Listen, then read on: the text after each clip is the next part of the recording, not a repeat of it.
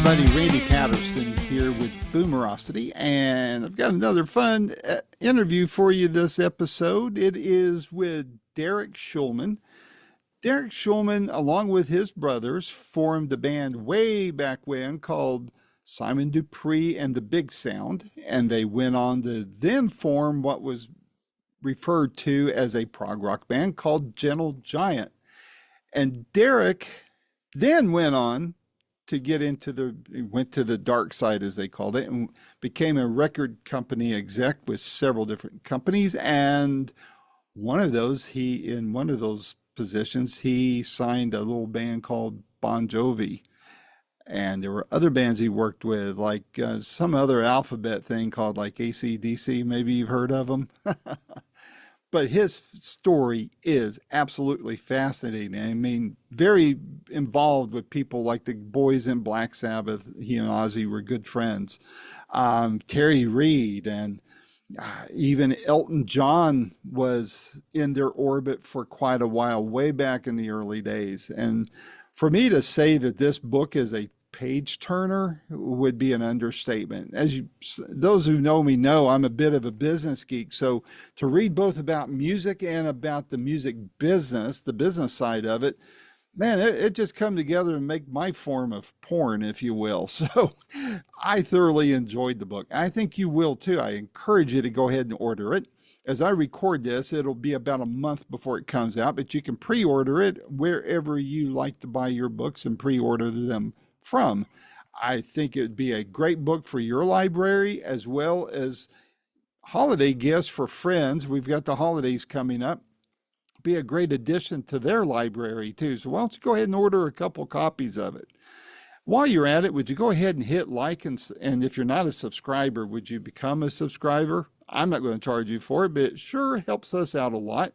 And would you share this interview and our channel with your friends who you think might enjoy these kinds of interviews that you see here on this YouTube channel, and whatever other channel or podcast platform you're watching or listening to this on. So without any further ado, here is my first, and I think there might be another interview or two in the year or two to come, and you'll hear why as you listen to this, but my first interview with the amazing Derek Shulman. Until next time, this is Randy Patterson with Boomerocity. Take care. Hello, Derek. Hi, Dean. How are you? Doing great. How about yourself? I'm doing pretty well, thanks. Thanks very much. Right. Where are you clicking in from? Manhattan, New York City here. Manhattan. Where are you? To quote the Beatles, I'm in the Smoky Mountains way down south. So I'm in Sevierville, Tennessee. Oh, great. I love that part of the world. I haven't been there for such a long time. I love the area. It's beautiful.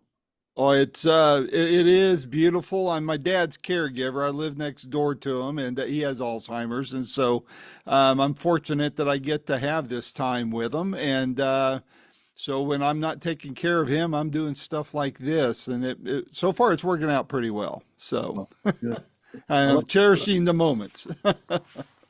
That's great. I mean, I like your background there, by the way. I was hoping you might, and I was also hoping you weren't missing too many of the book covers that I stole to make this happen. So, okay, I was going to ask, how the hell do you do that? That's it's all virtual. I'll be happy to give it to you if you'd like, and use it for others all you want. It'd be my pleasure.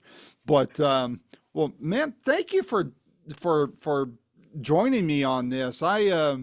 It's a big deal to me, and it might be for reasons you might not expect, because growing up, I mean, the Gentle Giants and your recording work was a little probably right just as I was getting into other rock and roll. So, my mom raised me on Elvis. That was the first concert I went to, and my first interview was when I was 14. I happened to meet the Colonel and got to ask him a few questions. I say that's my first celebrity interview, but itself. It was fun. Yeah, it was an experience, but as you might imagine, but just reading your story. I'm a business geek too. My degrees are in finance for whatever that's worth. And just reading your business background in addition to the music, when you put the music and business together, to me, that's kind of like my porn. I really enjoy reading all that. So your book was exceptionally or especially interesting to me. I couldn't stop reading it I, for all of that. So, and I'll mention something else very quickly. When I put out on my personal social media that I was going to be interviewing you, it was really, I wrote it down here. I want to pull it up. But one of my classmates, he responded to my post and he said, "I remember the album cover of the balding grinning man. My older brother Lars had that album, and I happen to know this guy fairly well, and he lost that brother a few years ago. And so I know that just seeing the story that you and I are going to be talking together brought back some good memories as he still kind of processes through his grief there. And right. I know how that feels, having lost your brothers and such. I, So anyway, I just thought I'd share that up front here because it's a little bit different angle of this book that I want to approach on. So, um, and I'll probably be a little scattered on this too, Derek. wherever you go, wherever you go, I'll follow you. So first of all, this book is very, very well written, man. I mean, how you articulated things and how meticulous you were. I could tell you really dug deep on this. Was that difficult? Was that cathartic? Was that painful to do? Well, some of it was painful to, but I felt that just talking about my music and the music business was was interesting, but not enough for a real, I guess, deep down interesting story. So I wanted to integrate my personal traumas, if you like, and grief, as you mentioned, as well as other things which are much happier, like my family and how siblings work together, the whole kit and caboodle of what life is about. I mean, my life was about music, but not just music. It was about how one lives one's life, having, losses and family and all the other stuff that goes on every day for everyone here. Not Yep. just a music guy. Well, one thing that intrigued me about your story, and I couldn't help but remember other stories that I've heard where, I mean, you guys, it was a rough upbringing for you. Money was scarce and it was a tough thing there. And you mentioned being Jewish and being in an area where that wasn't necessarily the best situation to be in over in the UK and such. And it reminded me of the new documentary that Billy Joel has out. I was been a big fan of his, but I didn't realize some of the things he had to deal with and some of the horror that his family had to deal with before they came to the States. And so your story in that regards was resonated with me. What is it do you think makes dire circumstances, poverty, such a common thread in the music scene? I mean, we hear so much about it, especially in classic rock. Why do you think that is? Well, I think that it probably is a combination, certainly in England, or I was born in Scotland, of course, but I was raised in the south of England. And I think at that time, I was born in the late 40s, as you probably see. But during the 50s, um, there was a real, and there still is, but not like it is today, like it was then, a class system. And really, the class system was very, very integrated in society. So there was a class system of the upper class, which is about 10%. There was no middle class, maybe 5% middle class, and all the rest of the people were lower class. And for the most part, everyone left school at age 14. And basically you were left to your own devices to be a plumber or a grave digger or whatever. And I think that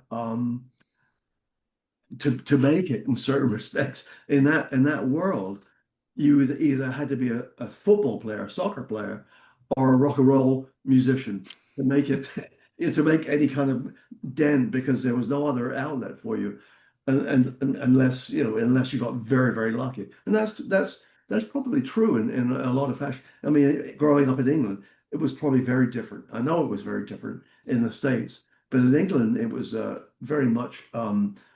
If you didn't, for I mean, you've seen Ozzy and Black Sabbath, they were working in factories. That's what their destiny was, unless they decided to pick up instruments and become a rock and roll band. And I think Hmm. part of that was what I did, but part of that was the other part, of course, was that I grew up in an incredibly musical household, so I had that going for me. Wow. And I mean, your dad was a jazz player, is that correct? Yeah, he Yep. was a jazz trumpeter and a band leader, and music was always around the house. That's something I can't tell you how important that was for myself and my siblings because we all felt that music was part of us, and it was part of our household. Yeah, Hmm. so. And bringing bright spots into your life too, when everything else could be kind of dark, I would imagine, right?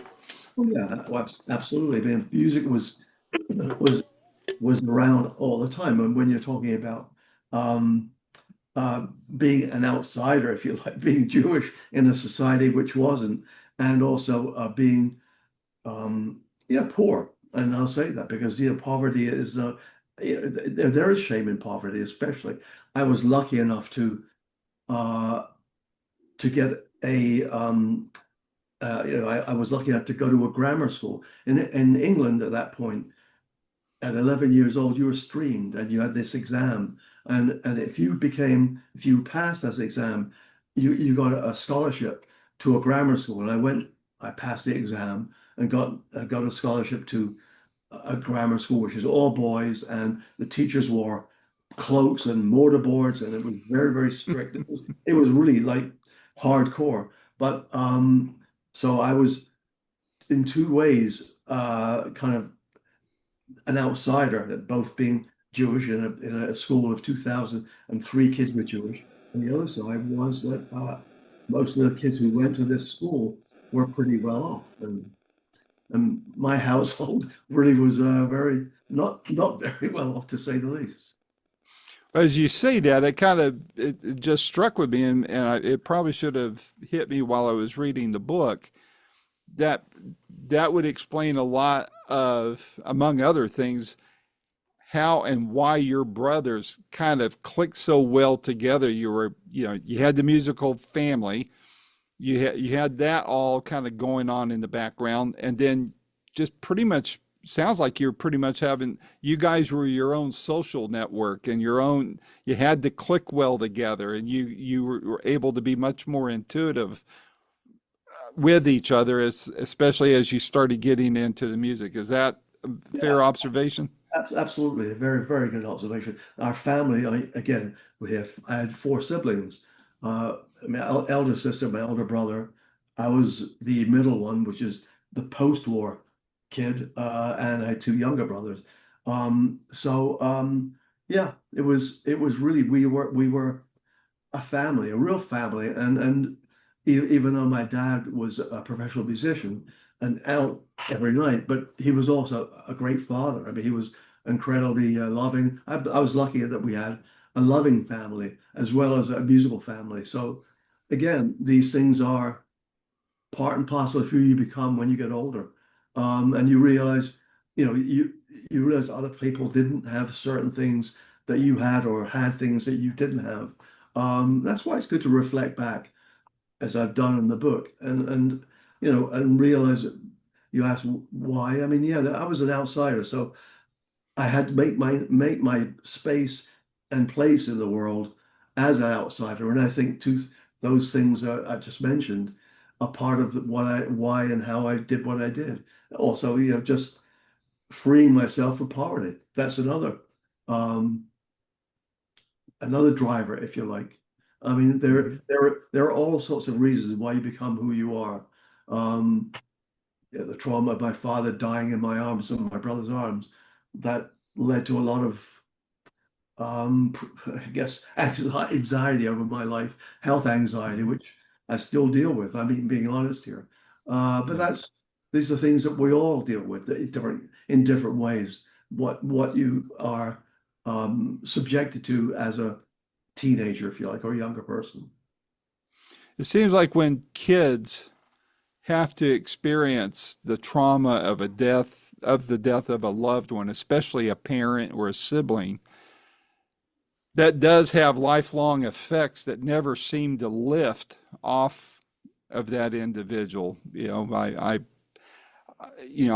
know a lot of personal examples, and I'm curious for you how your father's passing in the way it did. And I remember you articulated it so well, and you're very eloquent on it.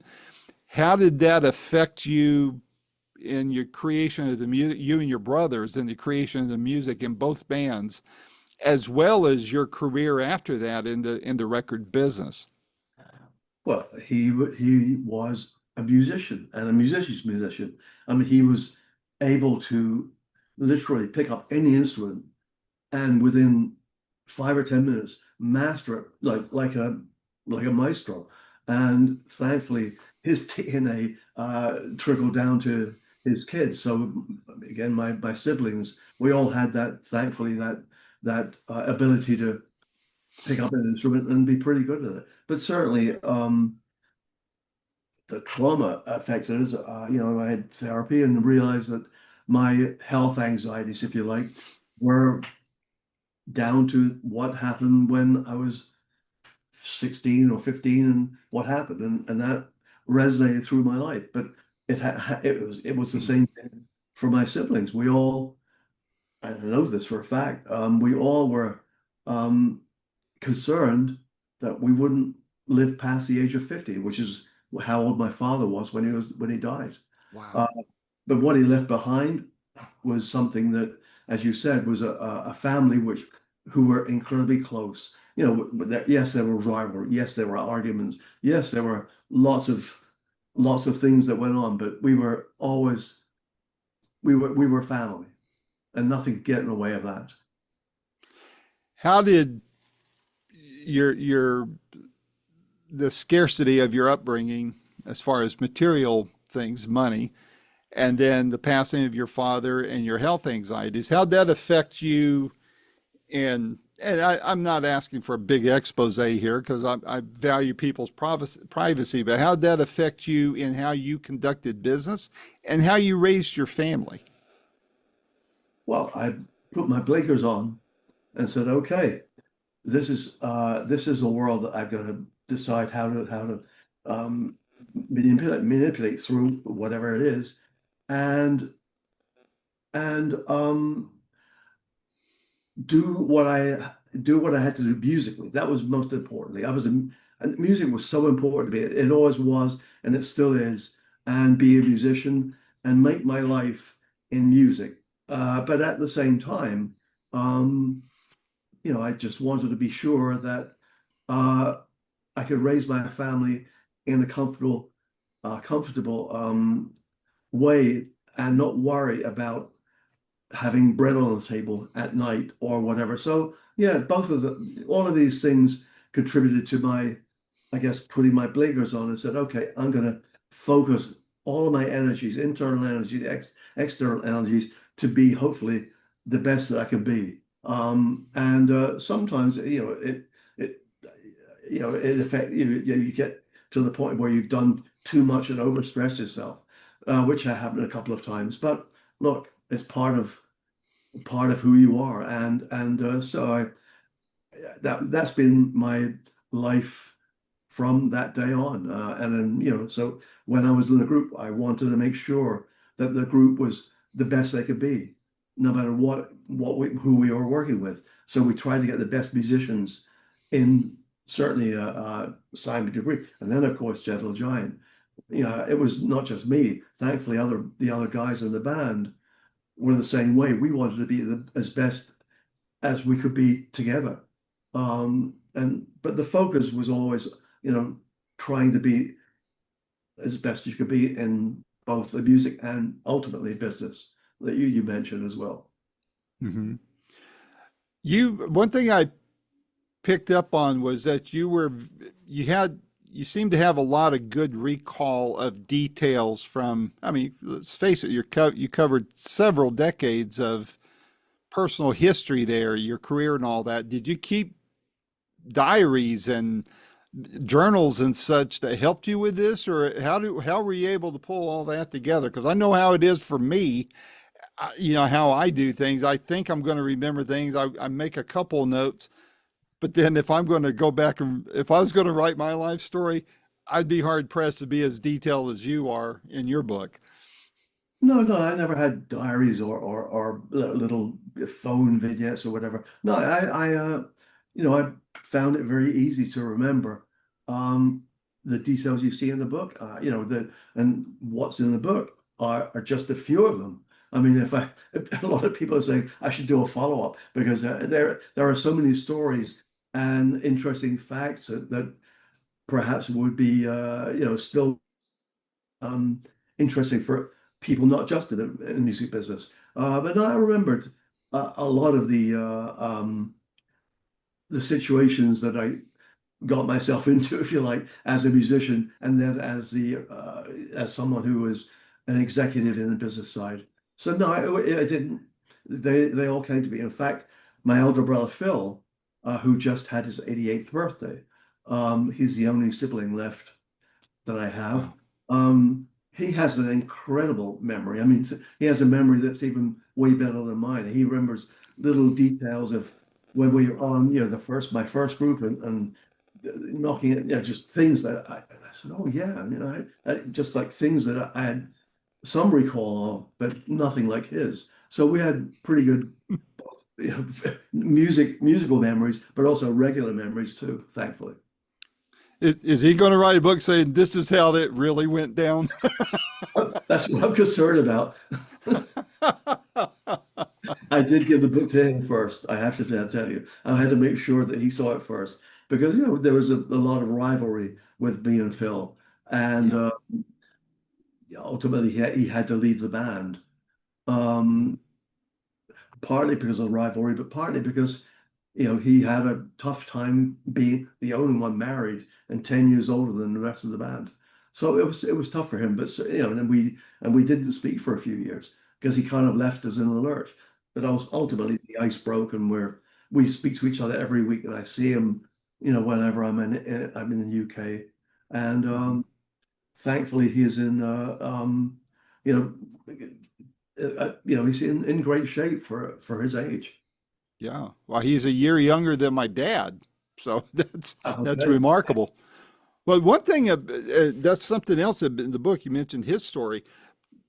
You and him both. I mean, he married, a bit of time ahead of you, but it seems like you guys were very good about keeping your noses clean while you were in this business. And it's not your typical rock and roll story of a lot of debauchery and you know, substance abuse of various kinds and such. And you guys seem to do a pretty good job of that. And then in your case, in both of your cases, you found mates who, became lifelong partners for you. And that's a rarity in this business. So, what do you attribute that success to for both you and your brother?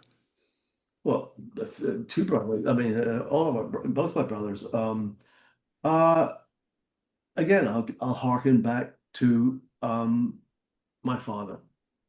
My father was a tremendous personality, an incredible musician, a loving man, but also smoked 60 cigarettes a day, was a drinker, he'd go out and get pints of beer, and he would get was never drunk, but certainly was a drinker and imbibing, and he put his hands in the biscuit jar occasionally, which my mother didn't particularly like, and go out with his friends and come back to the house a little tipsy. And we saw that, but when we saw what the outcome was, and that day of when he passed away, I think we all, literally every one of us, I think at that time, my brother Phil and my sister Eve were smokers.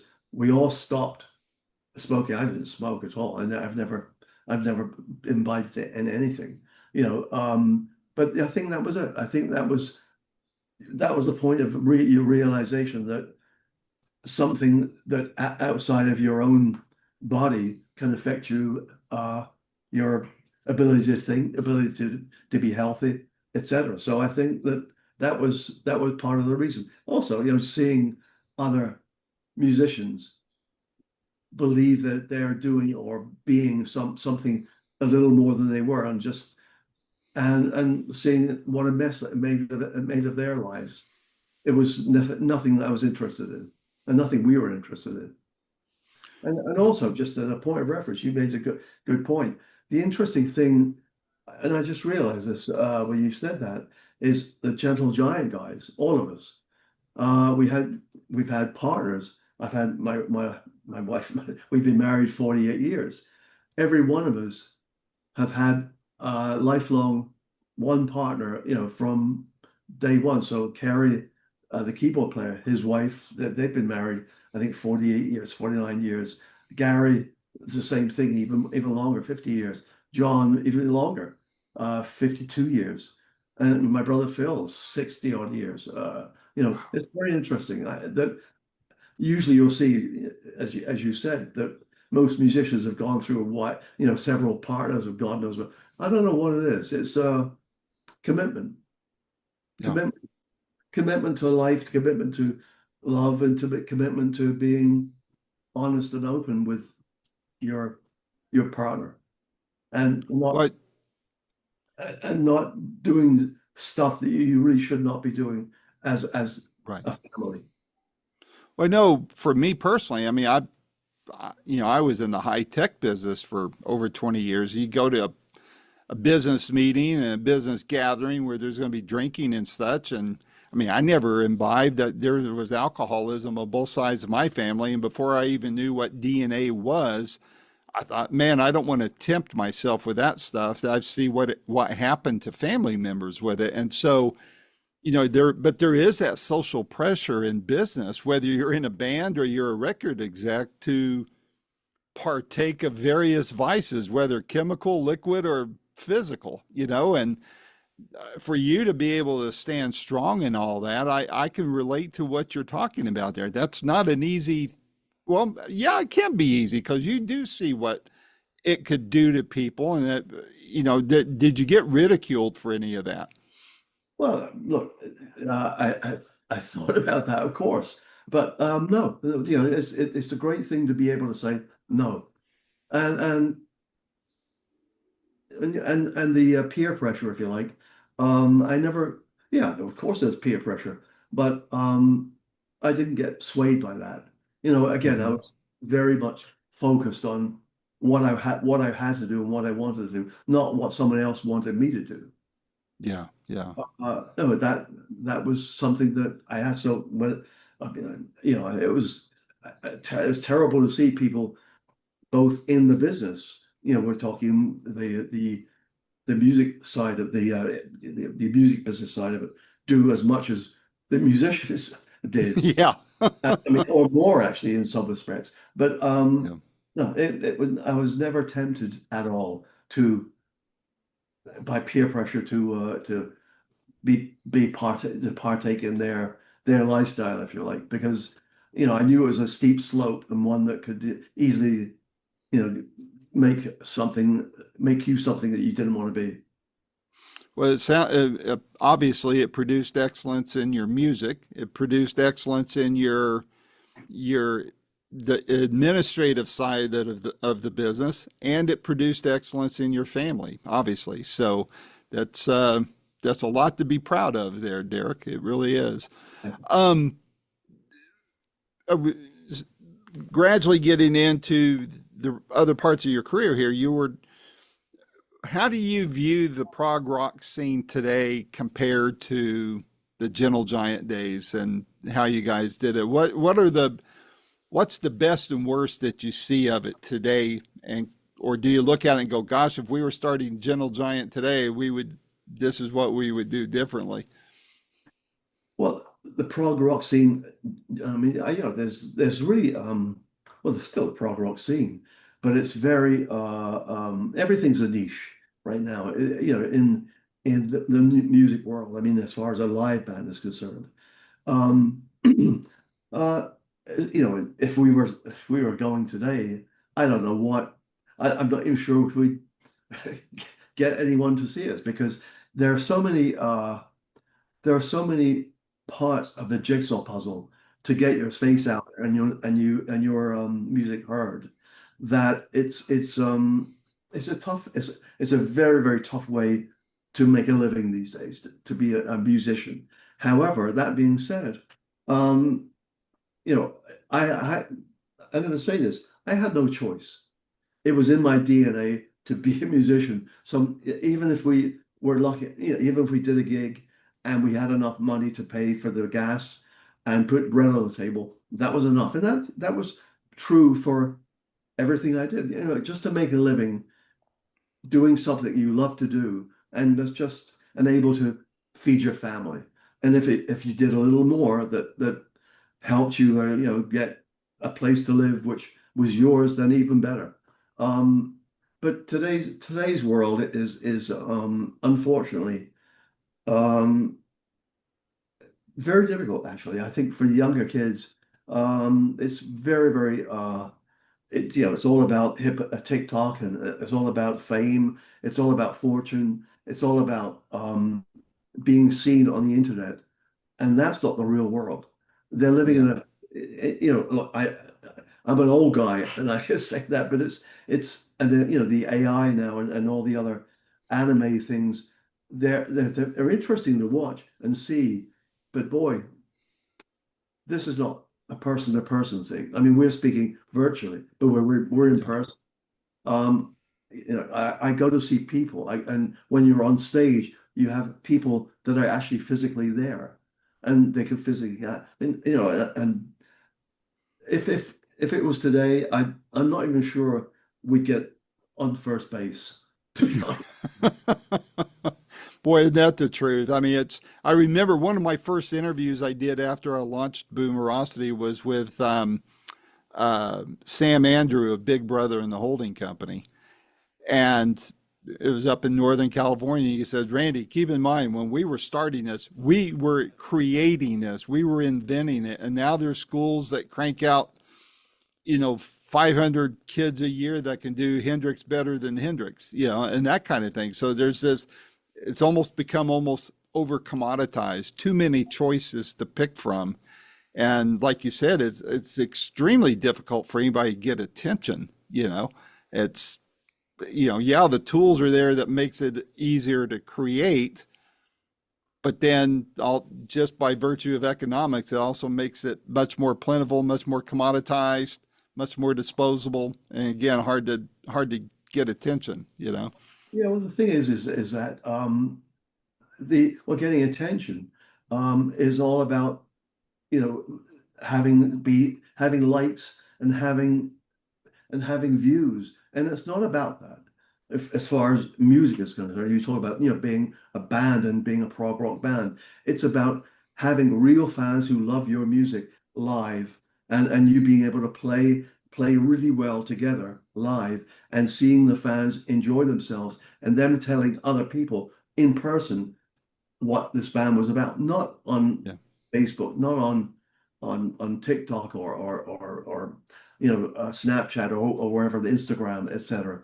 That's the only way that's the only way that a band, no matter who you are, can ultimately break through. Yeah. Even today, and it's much harder, of course, but that is the only way. The virtual thing or the online stuff, yes, it can help these artists become famous, but famous doesn't mean longevity or legacy or something that you'll look back on and say, Or income even. income as well. That's correct, exactly Yeah. that. Yeah. Yeah. Well, and I want to get more into the business of the business here in a moment, but in your book, you mentioned three people, one of which I actually interviewed before he died. Um, or you mentioned two groups and a person, and they've all, in recent days have passed. You mentioned the Beach Boys. Of course, we just lost Brian Wilson, which he was, by the way, my shortest interview ever, 2 minutes and 20 seconds. I'll tell you about that in a minute. I'd still laugh about it. Then, of course, you guys were close to Black Sabbath. Then you mentioned Terry Reid in your book too. All three of people, Avi died, Brian died, Terry died. What are your thoughts about them? It seems like they all kind of died relatively close together. What comes to mind about them? Because were they gone by the time had you already finished the book before these three passed away?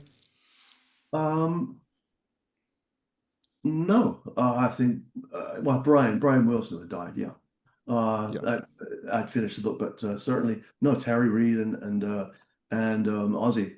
It was just very recently.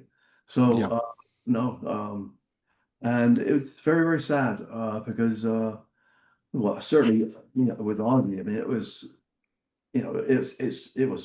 incredibly sad, but he didn't help himself, to be perfectly honest, with his lifestyle. What can I say? I mean, we loved the guys. I mean, we toured with them. We saw, it was a lot. It was there were funny stories, but ultimately, there are stories which again that which end up badly in certain ways. Ozzy, for instance, and poor Brian. I mean, he was what a songwriter he was. I mean, God only knows what is probably one of my top 10 favorite tracks ever. But that was many years ago, when we first started, we toured with the Beach Boys, and we just loved their music, but they weren't able to get their backing musicians over to England. This is back in when, and so they had to play themselves. And whoa, uh, just to say that they were less than perfect would be an understatement. Um, yeah, and that was a real surprise to us because we loved the music, but boy, they weren't that good when they're playing live just themselves without backing musicians. At the same time, they weren't very nice people.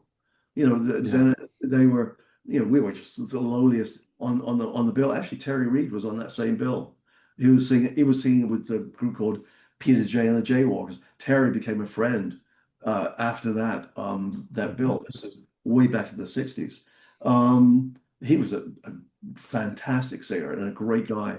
But they were unpleasant to everyone. We were just a lowly little band just turning professional. We wanted to say we love your album, and then shut the door in the dressing room and said we don't want to speak to you guys. wow. Yeah, it was That's unusual. well, But and not. one of the band that did that was the Eagles did that to us as I was well. just getting ready to mention that. You mentioned them too. In fact, I'm going to see Don Felder Friday night. I interviewed him a few weeks ago, and I'm going to be meeting backstage with him. But he seems pretty cool. But Yeah, from everything I've read about the other guys, I mean, it's like, whoa, I don't know if I want to talk to those guys or not. I think it maybe changed, or we I don't know what it was, but for whatever reason they really were unpleasant. It wasn't just to us, but they were unpleasant to anyone on that bill, and they just it was weird because every other show and every other place we played and every other band we played with, we always try to get on, and and generally we would with everyone. But those Mhm. the Beach Boys, that was like way back in the day, and I could understand they were probably frustrated that they weren't playing with their their musicians, and I don't think they were having a good time anyway. But the Eagles Yeah. was a whole different thing. They just it took they decided to tell us we weren't very good. Okay, what can I say? All right, well, that's your opinion. No problem. But Yeah. Gosh. And just even reading about the infighting amongst themselves, that's disappointing as well about how they were. I mean, I've heard that from other sources and such, of course, but somebody you mentioned in the book, and I was surprised because I interviewed this guy. I don't know. I've been doing this. I'm in my 17th year, so it's probably been 15 years ago. I should have looked it up to see when it was, but I was stunned that you mentioned not only mentioned him, but you mentioned him quite a bit. That was Tony Bon Jovi. And I was like, God, whoever talks about him?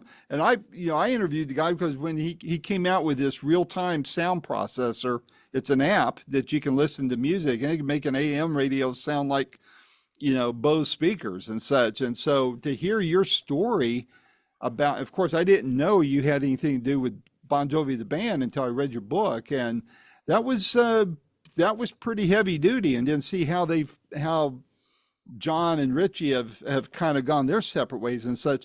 What what are you surprised about how that band progressed, I guess, or or digressed or something, whatever you want to call it. What do you mean, the Ritchie thing or the band itself? Yeah, yeah, well, both basically. Well, yeah, and with the band when I signed them, when I signed John and the band, and I knew, well, and I knew John had this word it. We went through a process. He had the song "Runaway," and I signed him from that, and he put the band together, and Richie was joining. But I sat down with him. I went to meet his mom and dad in Sayreville, New Jersey, and they said look after him, which I did. But I remember sitting down with him, it's like it was yesterday. And I sat down with him, and he was 18, I think, and I was a little older. Um, and I said, John, how far and what do you want? What do you want out of this business? What do you want to be?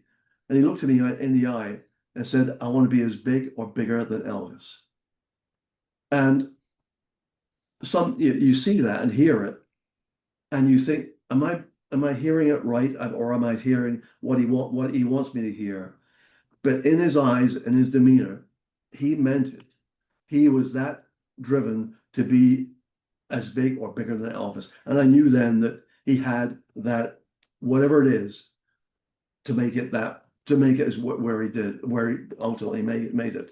And then of course on the third album I got him together with Desmond Child. We went to Vancouver, and Slippery When Wet became like number one Huge. in 20 weeks and sold like 20 million records. So he knew then what he was saying to me then was getting close to being almost true in 1986, 87.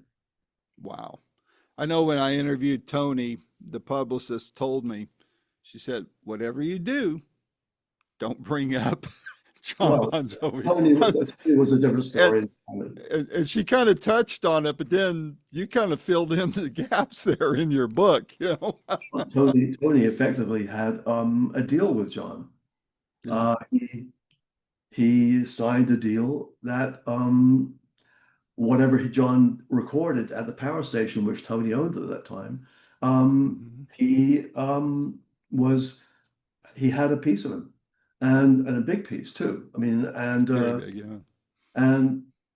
and he when we signed, we didn't realize that Tony had signed John and Bon Jovi, and it could have been a big lawsuit. Ultimately, we had our business affairs and work out the deal where he got he had points from the first album and the second album, thankfully for John, not the third album.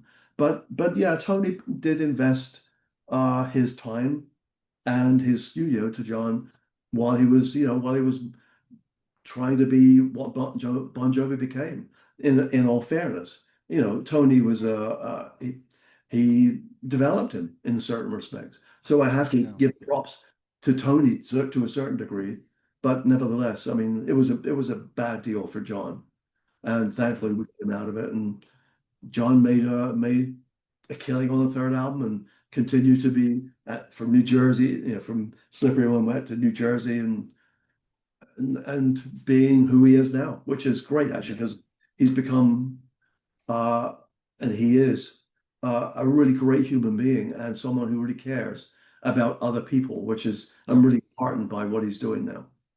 I've read about that. That's seems very genuine compared to other people who seems to be just doing things for the optics. No, he's genuine, absolutely genuine about it, and I'm really happy that that he turned out the way he did. Yeah.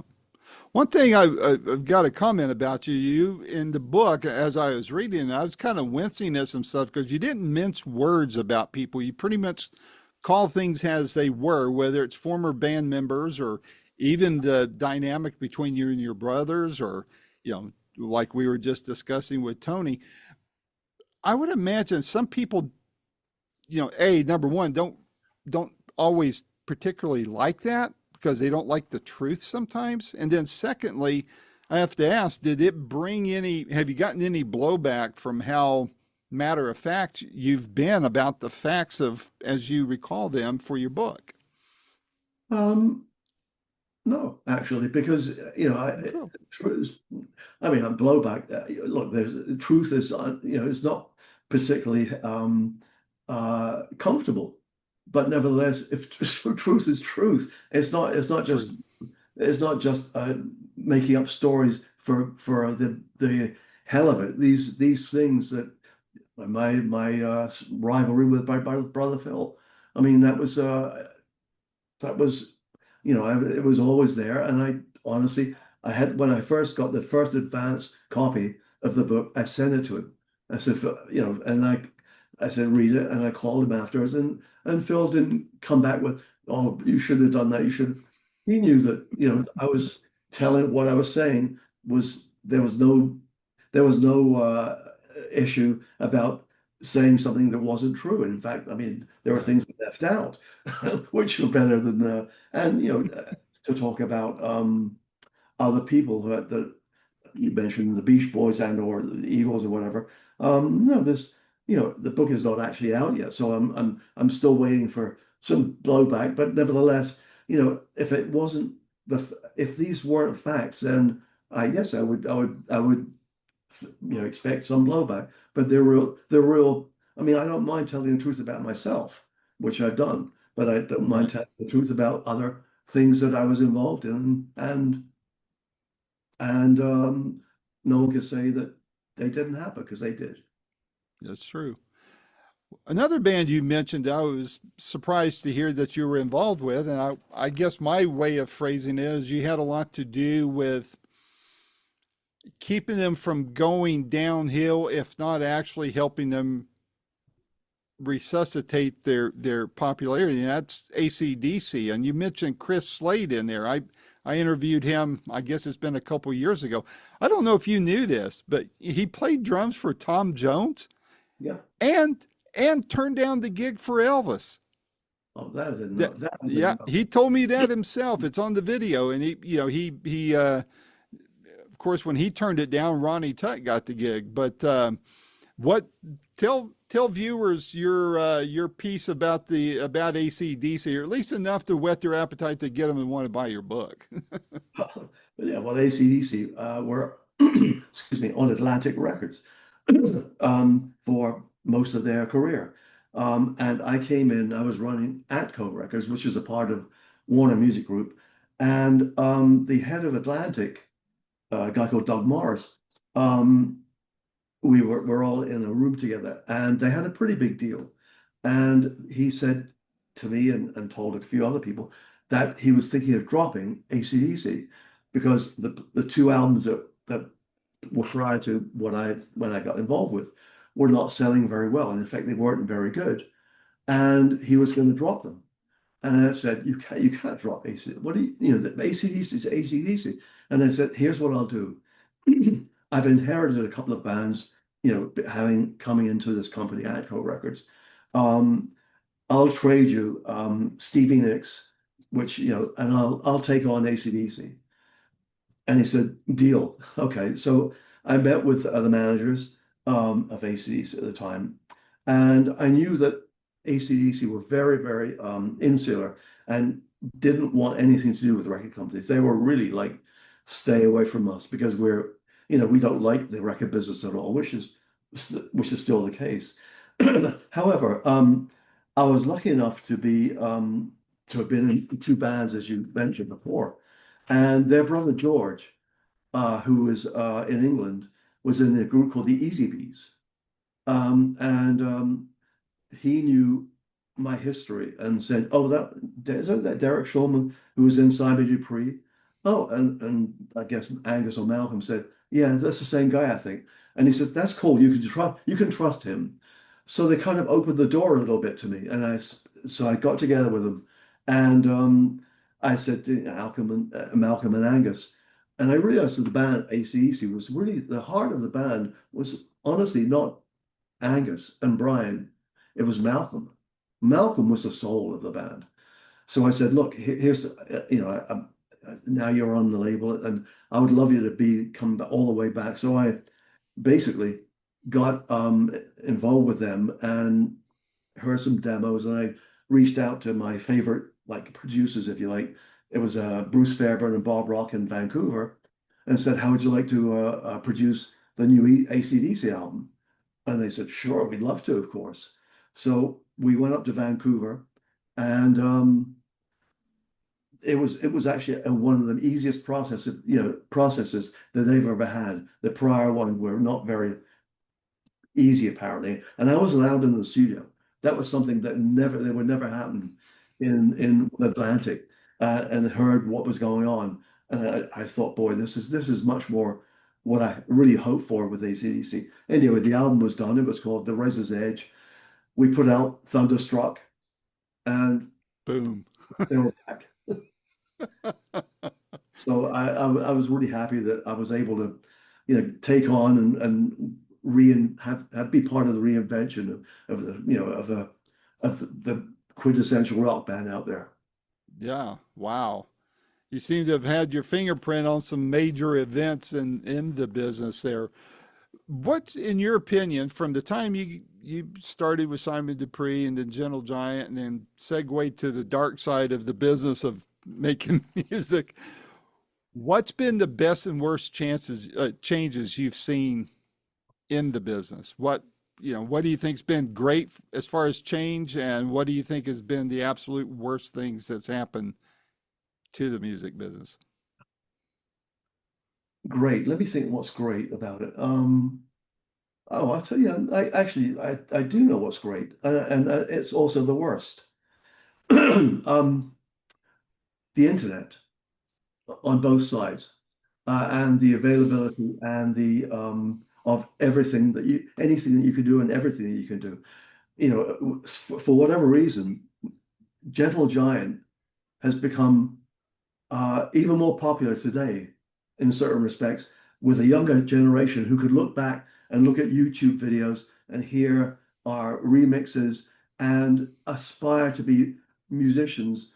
And it's amazing that there's an audience out there that still want to play and be great players and take and see what our band did in the 1970s and play their music like we did. And that's something which is great, because I think that is it's about music. It's about playing your instrument. It's about really,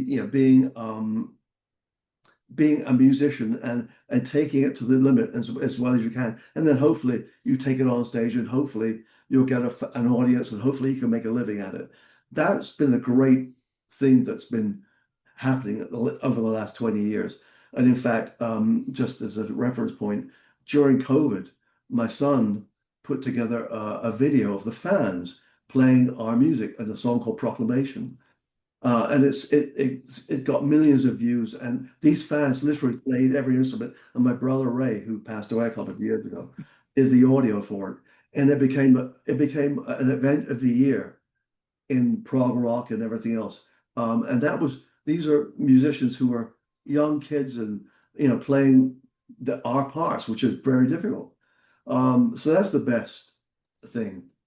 And at the same time, the worst thing to happen is the internet and the availability of people thinking they're musicians and people thinking they're stars and thinking that fame and fortune and having the availability of AI and doing something which is really not creative, really not theirs,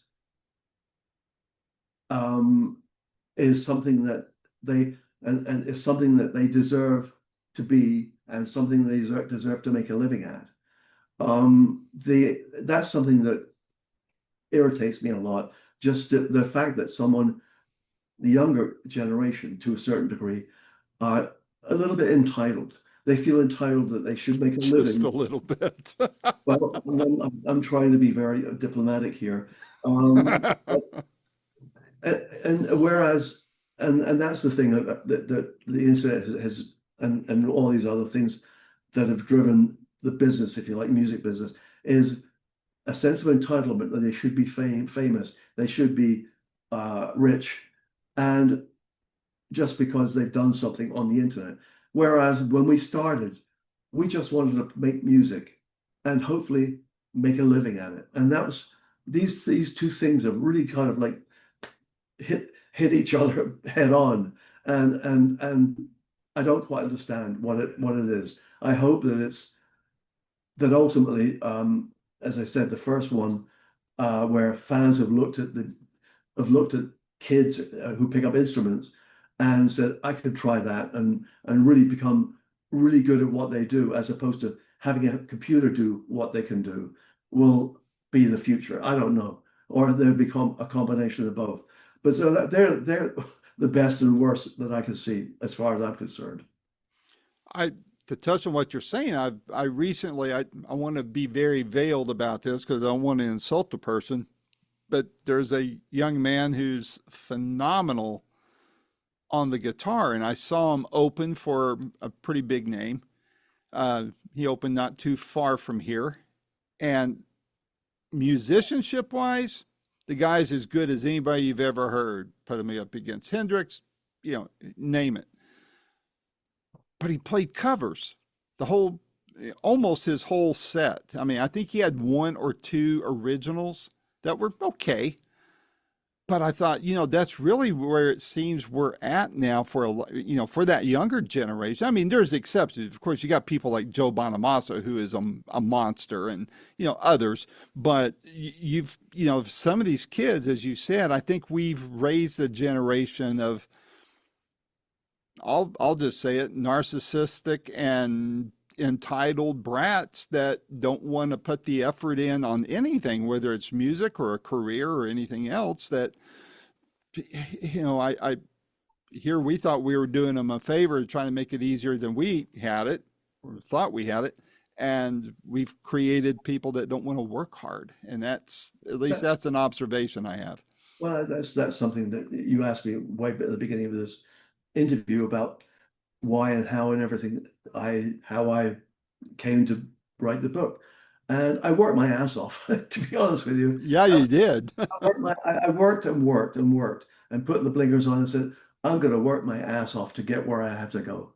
Whether and if money and good health come into it, even better. But that's what I'm going to do, and put the time in to be as good as I can be, and whatever there's to create, as you said. Uh, as far as Gentle John was concerned, we didn't have um, any aspirations to be like someone. It was an open page, and we created something on that open page, and that's something like, but not have a computer do it. It was out of our heads and our fingers.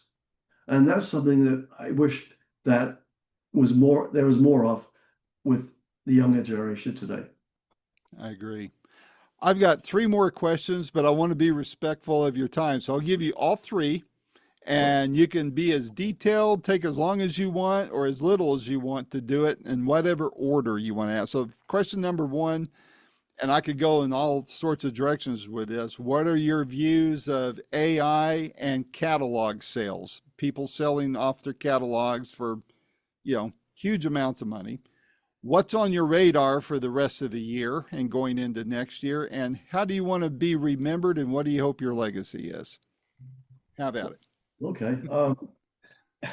AI and catalog. Um, well, let's do catalog first. Um, well, if it wasn't for catalog and bands that made it during the period of time then we were in a band, the record companies, there's only three majors, Warner, Sony, and Universal. They wouldn't be in business. End of story. And why was that? Because the artists that the catalogs are all about were bands that played live and got an audience that were that were fans, real fans of a band that could actually play music and do what they did on record. Uh, Up until the 90s and aughts before the advent of the internet. I'm going to say something about the internet in a minute. But yes, that's where the catalog comes from. And why was it there? Because these artists were also artists that created. They didn't follow anyone. They created something which was theirs, and they were leaders in that world. However, on the other side of the fence, AI, it's an interesting part of the world that's going on. I'm in the middle right now of we've had our catalog remixed by Stephen Wilson for the most part, a lot of the catalog. There was one album which for whatever reason we weren't able to get hold of the multis, and I've been in the studio um, with the album is In a Glass House. Um, You and mentioned this in the book, right? at the very end, Yeah, it's at the very yeah, end, yeah. I'm still in the studio doing it. And there's this new level of AI where you can literally separate the tracks, not just the stems, the tracks, the drum, the kick drum, the snare, the Wow. hi-hat, front. I mean, it's just amazing what it can do. Um, and I'm in the middle of remixing In a Glass House using the highest level of AI. So I shouldn't, if I can't really uh, launch any kind of negativity on AI because it's helped me and us come back to that album and be able to remix it the way we should have done it. However, AI can be incredibly detrimental in being, but again, the reason why that AI for me is I'm not looking to do something that I haven't done. This is stuff that has already been mixed Right. and played. However, you can, ask AI to make an album like In a Glass House, and it can do that. But that's not creative. That's not you opening a page or thinking out loud and saying, okay, this comes from here, and rather than this. So the dangers of AI are, I mean, they're multi purpose and all over the place. I don't know where it's going to go, but and I won't be around when it finally lands of where it want to go. But I'm afraid of it, to be honest with you. Um, I agree. And my concern is that the new owners of the old catalogs oh, feel, depending on how they're buying, how their contracts were. I know they're very creative on how these catalogs are being sold. There's limited, limitations, all that kind of stuff. But my long-term concern is somewhere down the road, like you said, after you and I both are gone, AI and those catalogs meet, and you know, a form of history being rewritten in a way that is a bit off track from what it really was. A total prostitution, if you will, of all of that. What I do hope, and I've mentioned it to other people, is that AI is used to better track royalties to be paid. Whether it's streaming royalties, radio play, which, radio's dying, but to be able to have almost like a Doge like effect that goes out and has the umbilicals all over the place to track what's going on, and then come back and pay artists and copyright owners, whatever, all the different fingers in the till, if you will, pay more accurately and more judiciously is yeah, what I hope. yeah, no, I agree with you. But at the same time, you asked me about these big financial companies buying catalogs. Um, I understand from an artist point of view, they're cashing in, of course. That's exactly what they're doing.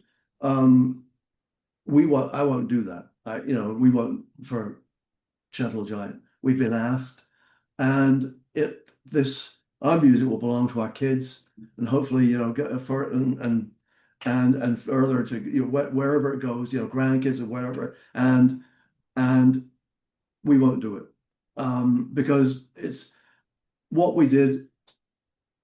I hope was something that was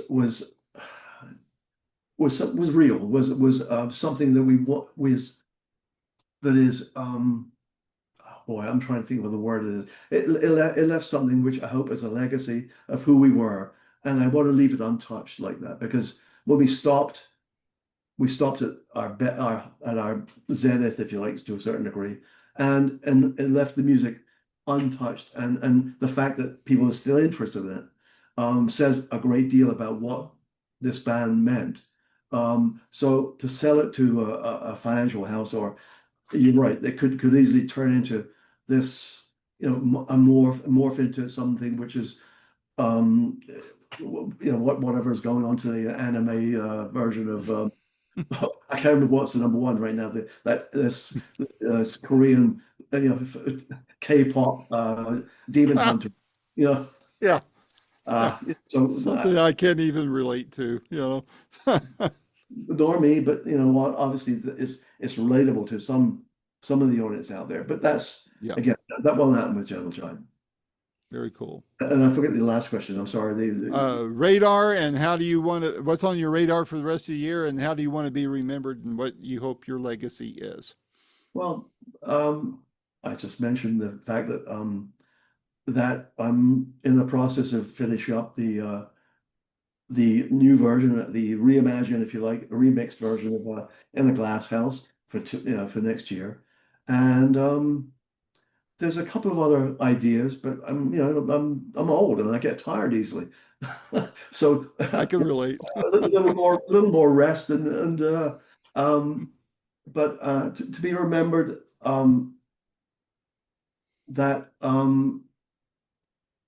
that that music was my life. That's it. Very cool. Well, Derek, this is a lot of fun. I thoroughly enjoyed it. I could go another hour or two with you easily, just drilling into the things about the music and all that. Because, like I said, I'm a business geek. I love learning and hearing what's going on there. And hey, when this re-engineered, remastered album comes out, maybe we can talk again and just focus right on that and Love to. help spur a few more sales that way as well. I'd love to speak to you then. Absolutely. Well, thank you, Derek. Be safe. My best to you and your family, and hopefully we'll talk next year when that album comes out. Absolutely. Good to speak to you. Yeah, likewise. Take care. Bye-bye. Bye-bye.